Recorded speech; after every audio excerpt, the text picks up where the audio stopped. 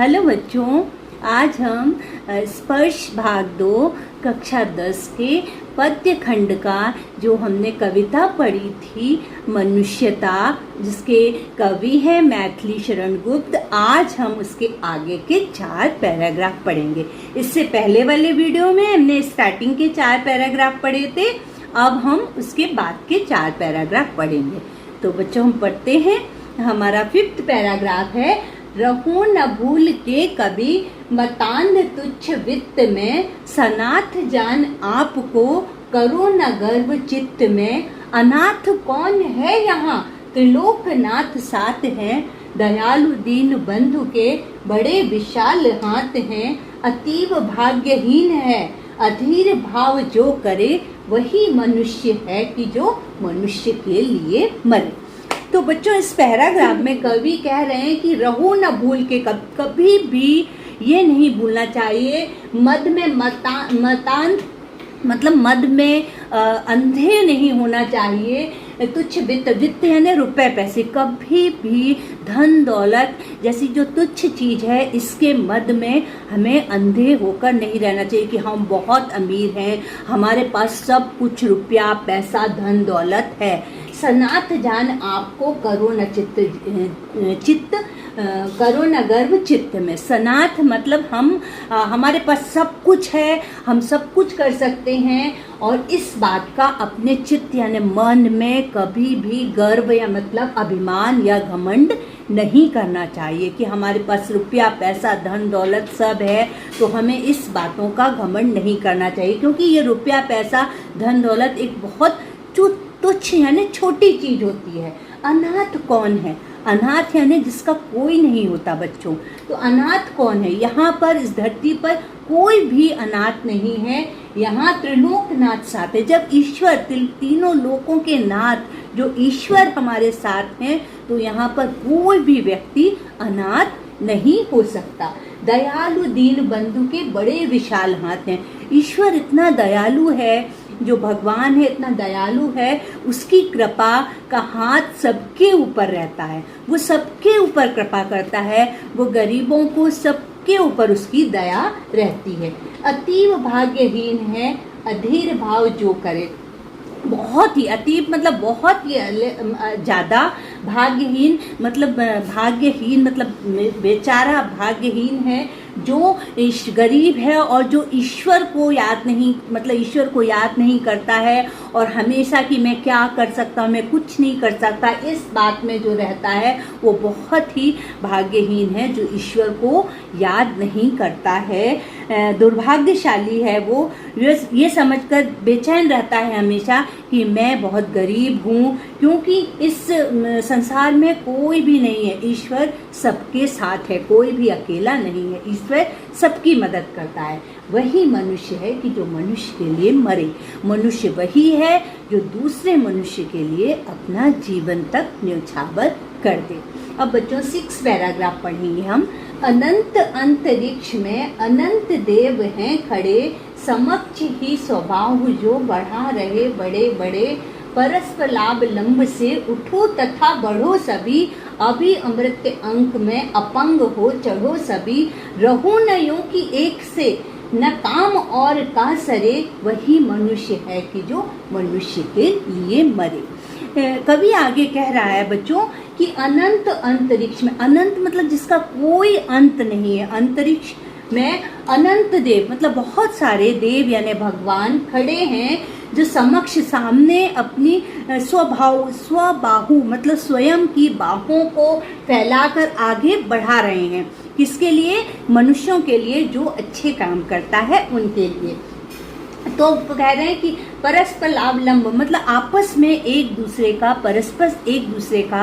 को सहयोग देकर, एक दूसरे का सहारा लेकर उठो तथा बढ़ो सभी उठो और आगे बढ़ो, क्योंकि वहाँ ऊपर तो भगवान आपके लिए बाहें पसारे खड़े हुए हैं आपके सामने, आपका स्वागत करने के लिए। अभी अमृत अंक में अपंग हो चढ़ो सभी। अभी मतलब अमृत यानी ईश्वर की, अंक यानी गोद में, अपंक मतलब होता है कलंक रहित, पंख मतलब होता है ना कीचड़ होता है, और अपंक मतलब कीचड़ रहित, मतलब कि अपंग हो चढ़ो सभी, सभी निष्कलंकित होकर ईश्वर की गोद में सभी बैठ जाओ। रहो न यूं कि एक से न काम और काज। मतलब इस तरह हमें आपस में मिलजुल कर रहना है कि एक के बिना किसी दूसरे का काम ना बने। मतलब सब मिलजुल कर आपस में मिलजुल कर एक दूसरे के काम आए। तो कवि फिर यही कह रहा है कि मनुष्य वही है कि जो मनुष्य के लिए अपना सर्वस्व तक न्यौछावर कर दे। अब बच्चों हम 7वां पैराग्राफ पढ़ेंगे। मनुष्य मात्र बंधु है, यही बड़ा विवेक है। पुराण पुरुष स्वयंभू पिता प्रसिद्ध एक है। फलानुसार कर्म के अवश्य बाह भेद है, परंतु अंतरैक्य में प्रमाणभूत वेद है। अनर्थ है कि बंधु ही न बंधु की वृथा हरे, वही मनुष्य है कि जो मनुष्य के लिए मरे। कवि इस पंक्तियों में कहना चाहता है कि मनुष्य मात्र बंधु है। सिर्फ एक मनुष्य ही है जो एक ऐसा मतलब बंधु है, भाई है, मित्र है। यही बड़ा विवेक, ये सबसे बड़ा ज्ञान की बात है। विवेक मतलब ज्ञान की बात है कि मनुष्य एक मतलब दूसरे मनुष्य के लिए किसके समान है? भाई के समान है। पुराण पुरुष स्वयंभू पिता प्रसिद्ध एक है, क्योंकि जो हमारे ईश्वर हैं, जो हमारे पिता हैं, सभी मनुष्यों के जो पिता हैं वो एक ही हैं, परम परमात्मा ईश्वर। फलानुसार कर्म के अवश्य बाह भेद है। जैसा कहते हैं हम कर्म करते हैं, कर्म के अनुसार हमको जैसे हम कर्म करेंगे वैसा हमें फल मिलेगा, ऐसा कहा गया है। तो फलानुसार कर्म के अवश्य बाह भेद है। बाहर से जरूर हम अलग अलग हैं कि जो जैसे काम करता है उसको वैसा फल मिलता है अपने कर्म के अनुसार, परंतु अंतरैक्य में, परंतु आंतरिक रूप से, अंदरूनी रूप से प्रमाणभूत भेद हैं। हम सभी एक समान ही हैं, हम सभी एक समान ही अंदर से। अनर्थ है कि बंधु ही मतलब बेकार है। बंधु मतलब अगर कोई एक भाई, बंधु एक मित्र, न बंधु की वृथा हरे, मतलब दूसरे की कोई परेशानी को किसी की नहीं मतलब उसकी दूर करता है। तो ये सबसे बड़े अनर्थ की बात यही है कि एक भाई जब दूसरे भाई की व्यथा को ही नहीं समझ पा रहा है, उसकी परेशानी को दूर नहीं कर रहा है, उसके कष्ट में उसके साथ नहीं है, तो मतलब आपका जीना कैसा है? अनर्थ है, बेकार है। मनुष्य वही है कि जो मनुष्य के लिए अपना सर्वस्व न्यौछावर कर दे। अब बच्चों हम लास्ट पैराग्राफ पढ़ेंगे। चलो अविष्ट मार्ग में सहर्ष खेलते हुए, विपत्ति विघ्न जो पड़े उन्हें ढकेलते हुए। घटे न हेल मेल हाँ, बढ़े न भिन्नता कभी। तर्क एक पंथ के, सतर्क पंथ हो सभी। तभी समर्थ भाव है कि तारता हुआ तरे, वही मनुष्य है कि जो मनुष्य के लिए मरे।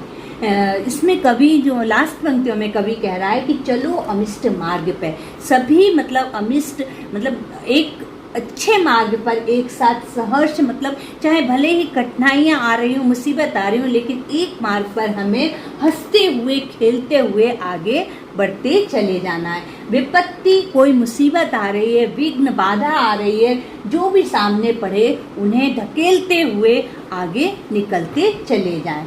घटे न हेल मेल, कभी भी हमारा हेल मेल मतलब हमारा हेल मेल मतलब हमारा मेल कभी कम नहीं होना चाहिए। हाँ, बढ़े न भिन्नता कभी, और कभी भी हम एक दूसरे को भिन्न नहीं समझे। हेल मेल मतलब मिलजुल कर सब एक साथ आगे बढ़े, कभी भी एक दूसरे को आपस में भिन्नता हमारे में नहीं आए, हम मिलजुल कर एक साथ आगे बढ़े। तर्क एक पंथ के, सतर्क पंथ हों सभी, सभी एक साथ एक रास्ते पर, मतलब सभी एक होकर एक रास्ते पर चलें। मतलब कोई भिन्न भिन्न अपना अलग अलग नहीं, सब एक साथ मिलकर एक रास्ते पर चलें। तभी समर्थ भाव है, तभी आपके जो अंदर की भावना होती है वो हम अंदर की भावना को हम तभी मतलब हमारे मन में मन मुटाव कोई भी पैदा नहीं हो। तभी समर्थ भाव है कि तारता हुआ तरे, मतलब हम दूसरों को तार देते हैं ना, दूसरों को तारते हुए अगर हम दूसरों की भलाई करेंगे तो हम खुद भी मतलब अंत में हमको भी भलाई मिलेगी है। तो कवि का मत यह है कि दूसरों का कल्याण करेंगे तो हमारा भी कल्याण अपने आप हो जाता है। इसीलिए फिर कवि ने लास्ट में यही कहा है कि मनुष्य वही है जो मनुष्य के लिए अपना सर्वस्व निछावर कर देता है।